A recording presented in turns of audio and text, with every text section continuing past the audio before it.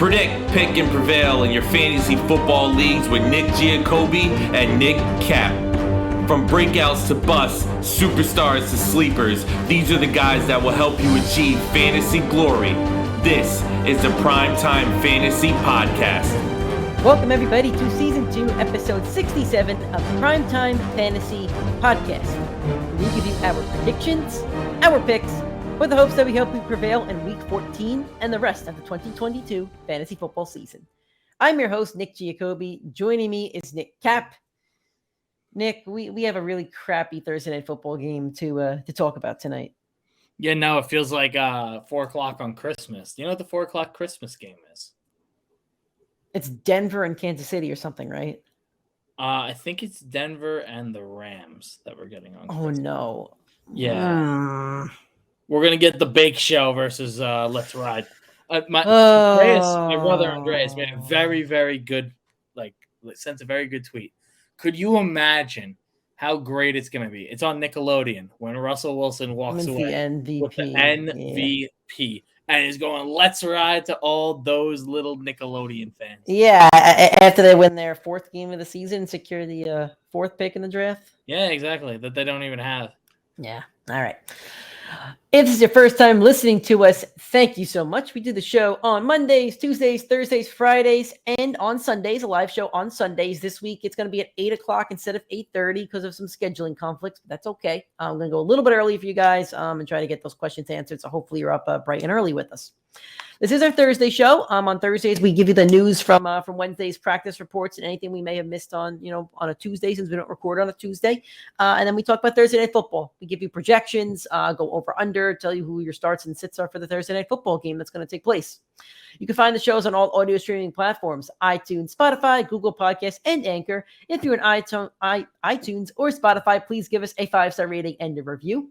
If you'd rather watch and listen to the show, go to our YouTube channel, PrimeTime Fantasy Podcast. First off, hit that subscribe button. We're over 100 subscribers. We appreciate that. Then drop a like on any video that you're watching. If you're watching this video, drop a like on it. If you're going to watch tomorrow's video, drop a like on that. We'd appreciate all of that. Keep connecting and interacting with us on social media. PrimeTimeFFPod on Twitter, TikTok, and Instagram. Then Facebook and YouTube is PrimeTime Fantasy Podcast. Starting off with some news and some injury updates. We have a couple from Tuesday that we're going to talk about before we get on to Wednesday. So Lamar Jackson has a knee injury. It's a sprained PCL. Could be out 1 to 3 weeks. He hasn't been ruled out for this week yet, but I'm assuming he's ruled out. So this could end up meaning he misses the first 2 rounds of your fantasy playoffs. And you may not even want to play him in that championship. So he's going to monitor it week to week. Hopefully you picked up a quarterback and you have somebody to play. And if not, you may have to use some streaming options. That's unfortunate. A really unfortunate time of year for something like this to happen. Moving on. Baker Mayfield was claimed by the Rams. This makes me miserable because now they're going to end up beating Seattle week 18 with that crappy defense.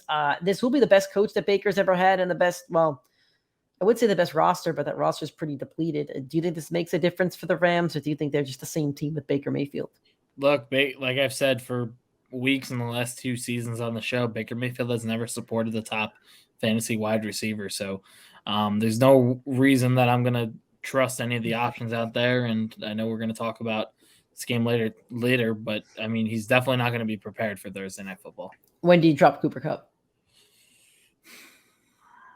I'm scared to do it. I have him in a league. I'm so scared to do it. You can't do it. It sucks. I hope you have an IR spot. Nope. Don't. Well, I hope everybody else does. OBJ is unlikely to play this season due to the injury, and I'm sick of it. I'm so sick of Odell Beckham Jr. I'm sick of it. Why? I'm done. The guy's 30 years old. He had a bunch of touchdowns last year in a very high-scoring offense, but he wasn't Odell. He take the name away, and he's just an average NFL receiver last year. He tears the ACL, and we're hearing for 2 months now about Odell signing with a team. I'm sick of it. I don't want to hear about it anymore. I just don't. So here's my problem with that. So Odell Beckham Jr., you clearly saw the talent in Cleveland, and you clearly watched him sustain multiple injuries due to Baker Mayfield's inaccuracy. His injury this past year was due to a non-contact issue on a turf field. So it sucks, right? Odell has dealt with a lot of injuries. He's never had even competent quarterback play up until Matthew Stafford, and he looked like he finally found a place where he fit in worked. He played a major role up until the injury in the Super Bowl, and on that playoff run to them being a successful team. I don't think that they go on that run without Odell Beckham Jr. So for me personally, like, I love Odell. I think he's very talented. I think he hasn't had the proper opportunity. I think there's a lot of receivers in this league that never really had that opportunity. And he got it, and he ran with it. And you could say, most receivers could do that. Look at Allen Robinson. Allen Robinson was one of the most reliable receivers in the NFL, regardless of quarterback. He went to Matthew Stafford, and he had absolutely no chemistry with the best quarterback he ever played with. Odell got the best quarterback he ever played with, and he proved that he could be a 1 again in this league. I don't think he was a 1. I think he was an okay. Well, he was a 2 to Cup, but he proved that he had the talent of a 1. I didn't see it. I saw an okay 2. He's no different. If you took the top 20 receivers from last year, I don't think Odell's a top 15, 20 receiver last year. Well, not on the season. If you told me he didn't get hurt, if he didn't get hurt going into this fantasy season, they're not signing. He would have re-signed with the Rams. Allen Robinson wouldn't have been taken, and Odell would have been drafted higher than Allen Robinson was, which was like the wide receiver 18 to 24 off the board. I don't think so though. What 18 receivers do you think? Like, I'll give you a couple guys who would have been going. Allen Robinson went at the same pick. Odell would have went on had Odell not been hurt in the Super Bowl, and re-signed with the Rams. Allen Robinson would have never became a Ram. He probably goes, that part I get, but I don't know. I guess my whole point is that, like, I'm tired of the Odell drama. We've heard about it for 2 months now. He was always coming off a serious injury. I think it's the same injury that Godwin came off of, and we haven't seen Chris Godwin be Chris Godwin up until about 2 weeks ago. So the thought of Odell even like playing and recuperating in time for the season was always a long shot. And I'm just tired of hearing about it. I'm tired of hearing about it on Twitter. Tired of tuning into any NFL show and hearing, Odell to the Packers or the Cowboys and this and Jerry Jones. I'm just like, I'm glad it's over. I'm so glad it's over because I was getting tired of it because I did not think Odell was going to go on any NFL roster and make a significant impact. You're not signing like Tom Brady isn't coming out of retirement. Like, this is not Tom Brady. This is Odell. Just saying. That's my thoughts on Odell. At least I'm happy that's over. Darren Waller with a hamstring injury is on track to come back off the IR next week. His playoff games are really rough. The Patriots, Steelers, and the 49ers. So he's coming back, but I don't know. That's a real rough stretch right there. Yeah, I have him in the league. Yeah. When I saw the lineup, I know the Patriots aren't the best team against tight ends, but it's the Patriots defense. It's scary. Pittsburgh and San Francisco, I absolutely do not want to, like, you have to play him because of the talent, but or maybe you don't have to play him, but I think I think you have to. The position's so thin. Like, at this point, who are you playing? I don't know. It's tough. There's probably only like 4 tight ends in the league that you play over him. Yeah, it's tough. So better healthy. Cortland Sutton with a hamstring injury. Nathaniel Hackett said it's not looking good to play this week, and not surprised at all. He probably doesn't play until week 2 of the playoffs. That's my guess. Hamstring injury. Moving on to players who did not practice. Trevor Lawrence with a foot injury. He's day-to-day, may not play this week. Brandon Cooks with a calf injury. Watch this one. I'm gonna butcher his name. It's Dante Foreman. Dante Foreman. Foot injury. I picked up Chuba Hubbard in all 3 of my leagues today. When I saw the report. Oh. A great matchup against Seattle. He will be on our all boom team tomorrow if he practices. Yeah. Whatever Carolina running back starts this week is on the team. Kenneth Walker with a foot injury. Pete Carroll did say they were going to rest both Kenneth Walker and DJ Dallas no matter what on Wednesday. So a more telling day will be Thursday, but we'll see if he plays this week.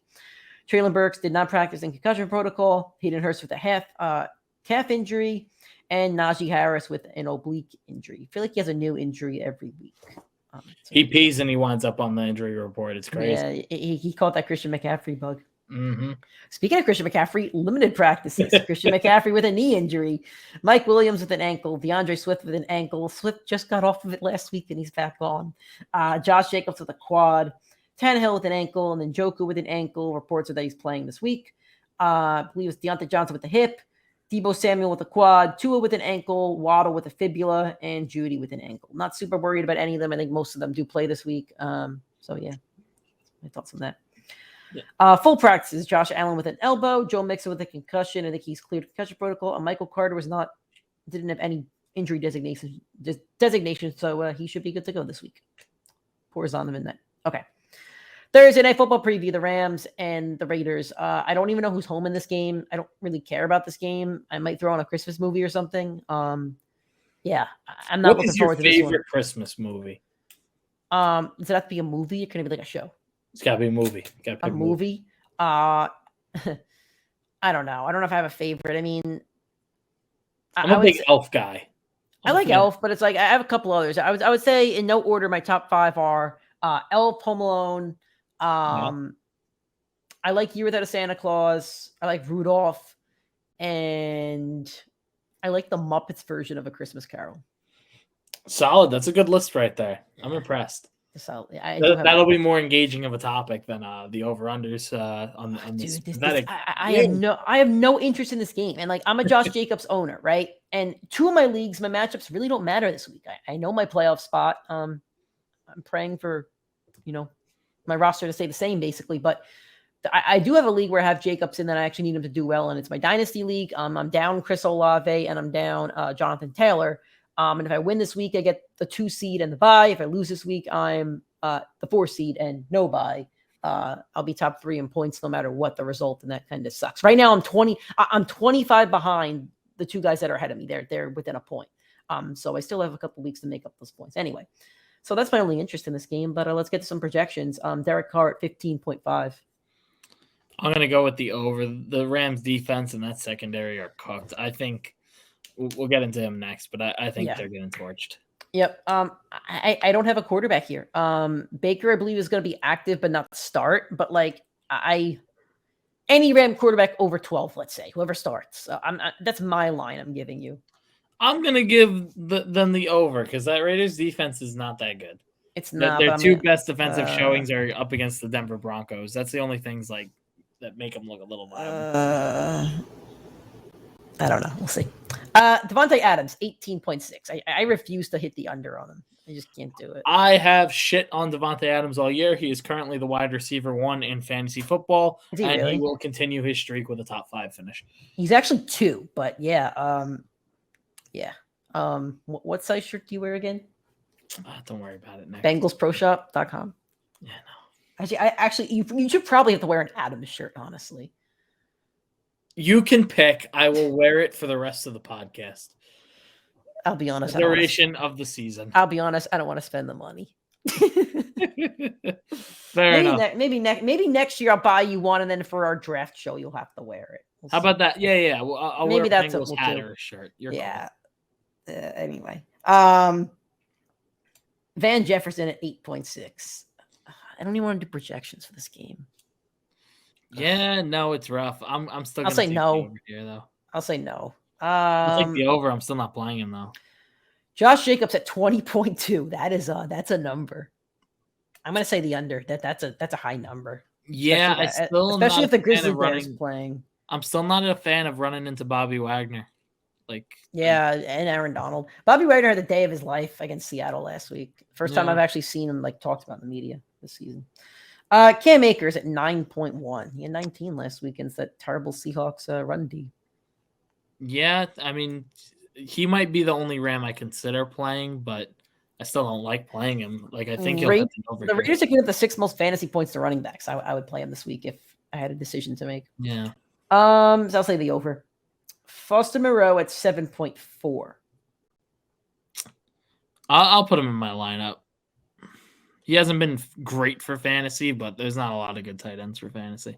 Yeah, I mean, you're just kind of hoping for a touchdown. Yeah, that one against Seattle, but aside from that, I'm going to say the under because his numbers are 4, 12, 4, 13, 4. The 2 that he had 13. Sounds like he's alternating like Miles Sanders last year.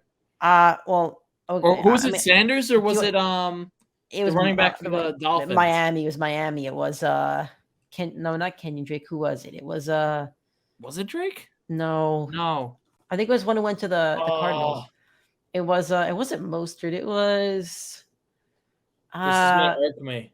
It's gonna irk me too. He was on the team this year, and I can't remember now. That's too bad. I will look it up. Foster Moreau's numbers, I'll keep going back. 5, 9, 4, 13, 4, 12, 4. The 2 games he was up over double digits, he had a touchdown in. So I'm going to say Myles Gaskin. That's it. The gas man. There we go. He alternated between double-digit points and sub-5 point wins. It's hilarious. Up until the playoffs, and then he flipped it. How about Tyler Higbee? It's a favorable matchup, but his last few were 3-0-8. I'm going with the number's 8.4, by the way. I'm going with under. I am also going with under. All right, those are your projections. Jeez, man. Then we have to do the Jets and the Jags in like 2 weeks. Jets and Jags will be a good fantasy day, though. I don't think so. I think the Jaguars offense gets shut down, and I mean, if Mike White's still playing quarterback for the Jets, I guess, but I don't know. Mike White, Garrett Wilson will be playable. Michael Carter, if he's healthy, or Zonovan Knight, depending if he takes over.